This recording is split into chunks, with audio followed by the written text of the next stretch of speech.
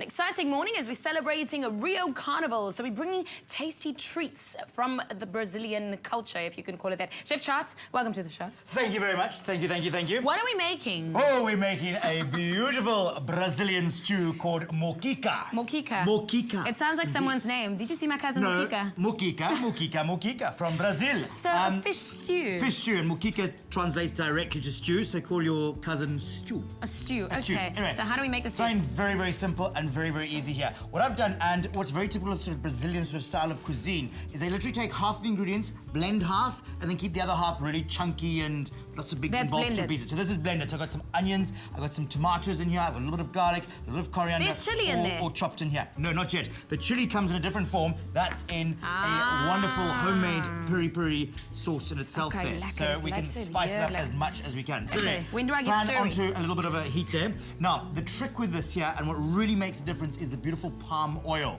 So palm oil, or you can use coconut oil as well. Entirely what you can get from your local pick and pay. So pop that oil into there, and then just allow that to start to soften. Now, a much lower temperature than your sort of normal sunflower oils. So you're going to start building up all these lovely flavor profiles. And into that, we're going to start off with a few sliced onions. It smells amazing. So remember, you got the onions going into there, but you got the puree of onions in here as well. So slightly different there.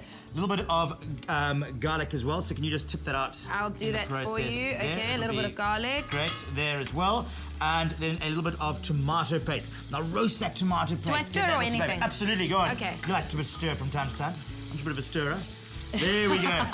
Right, and then a grind of black pepper as well. So base seasoning always to begin with, right in the beginning. Now it almost smells like there's peanut butter in here because of the coconut. that wonderful sort of flavor coming through.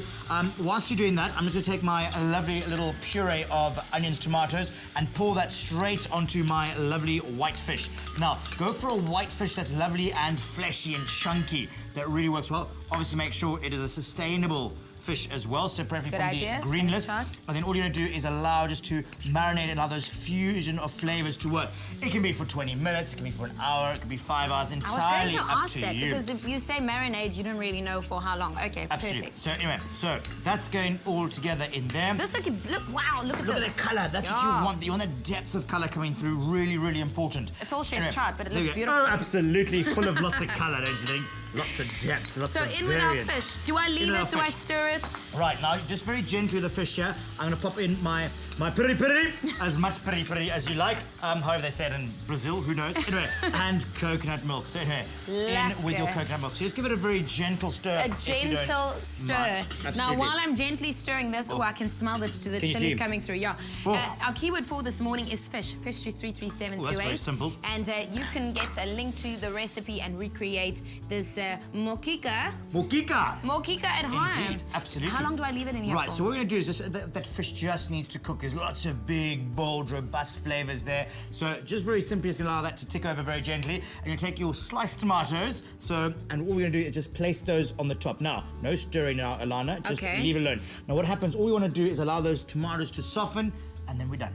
So it's just that. We're going to finish off with a little squeeze of lime as well. So just in the pan, in the pan there. Little squeeze, and you'll do a little squeeze a little bit later on.